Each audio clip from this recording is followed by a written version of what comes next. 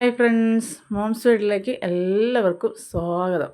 അപ്പോൾ ഇന്ന് നമ്മൾ ഗോതമ്പ് പുട്ട് കൊണ്ട് നല്ല സോഫ്റ്റായിട്ട് ഉള്ള അതുപോലെ തന്നെ ഒട്ടും തന്നെ കട്ട പിടിക്കാതെ പുട്ട് എങ്ങനെ തയ്യാറാക്കുന്നതെന്ന് നോക്കാം. അപ്പോൾ പലരുടെയും പരാതിയായാണ് ഈ ഗോതമ്പ് പുട്ട് ഇങ്ങനെ വെള്ളം ഒന്ന് കൂടിപ്പോവും, അല്ലെങ്കിൽ ഉണ്ട കെട്ടും, വലിയ സോഫ്റ്റായിട്ടൊന്നും കിട്ടത്തില്ലെന്ന്. അപ്പോൾ നമുക്കതെങ്ങനെ ചെയ്തെടുക്കാമെന്ന് നോക്കാം. അപ്പോൾ ഞാനിത് ആവശ്യത്തിനുള്ള മാവ് ഒരു പാത്രത്തിൽ എടുത്തിട്ടുണ്ട്.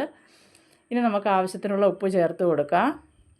അതിനുശേഷം ഇതൊന്ന് മിക്സാക്കി എടുക്കാം. അപ്പോൾ വീഡിയോ കണ്ടുകൊണ്ടിരിക്കുമ്പോൾ ഇഷ്ടപ്പെടുകയാണെങ്കിൽ ഒന്ന് ലൈക്ക് ചെയ്യുക. അതുപോലെ തന്നെ നിങ്ങളുടെ പ്രിയപ്പെട്ടവർക്കെല്ലാം ഒന്ന് ഷെയർ ചെയ്ത് കൂടെ തന്നെ സപ്പോർട്ട് ചെയ്യുക. ആദ്യമായിട്ട് കാണുന്നവർ എൻ്റെ ചാനലൊന്ന് സബ്സ്ക്രൈബ് ചെയ്യുക.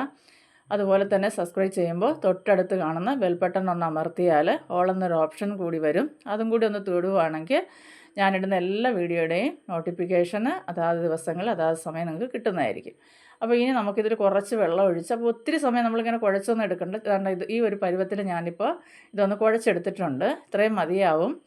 ഇനി നമുക്കിതൊന്ന്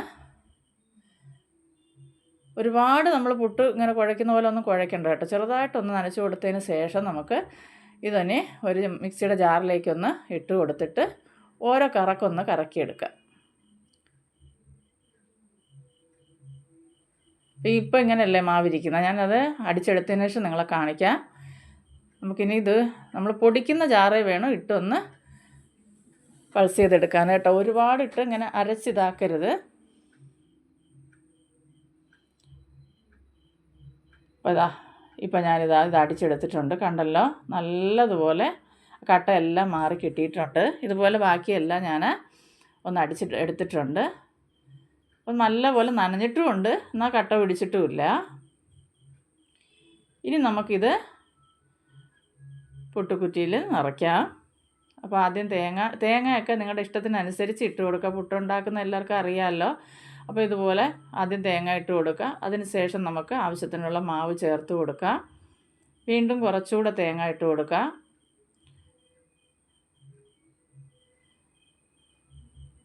അങ്ങനെ നമുക്ക് ഈ കുറ്റി നിറച്ചെടുക്കാം. പൊതുവിൽ എല്ലാവരും ഇങ്ങനെ പറയാറുണ്ട്, ഒരുപാട് ഇങ്ങനെ കട്ട കെട്ടി പോകും, വെള്ളം കൂടിപ്പോവും, അല്ലെങ്കിൽ വെള്ളം കുറഞ്ഞിട്ട് പുട്ട് നല്ലതുപോലെ കിട്ടത്തില്ലെന്നൊക്കെ. പക്ഷേ ഇതുപോലെ ഒന്ന് ചെയ്തെടുക്കുകയാണെങ്കിൽ നല്ലതുപോലെ സോഫ്റ്റായിട്ട് കിട്ടും. ഒട്ടും തന്നെ കട്ട കാണത്തില്ല കേട്ടോ. അപ്പോൾ ഇതുപോലെ നമുക്ക് ഒന്ന് നിറച്ചെടുക്കാം.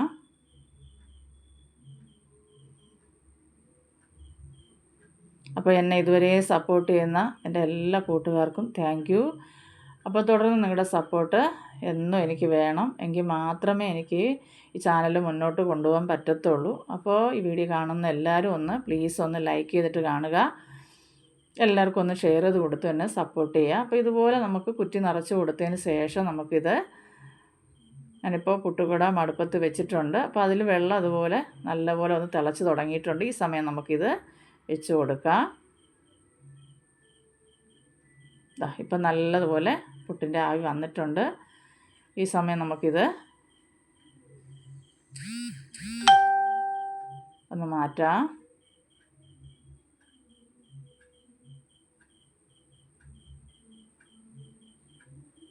കണ്ടോ, നമ്മുടെ പുട്ട് പൊടിയത്തുമില്ല, നല്ല സോഫ്റ്റായിട്ടോ, നല്ല സോഫ്റ്റായിട്ടായിരിക്കുന്ന പുട്ട്. നിങ്ങൾ ഇതുപോലെ ഒന്ന് ഉണ്ടാക്കി നോക്കണം കേട്ടോ.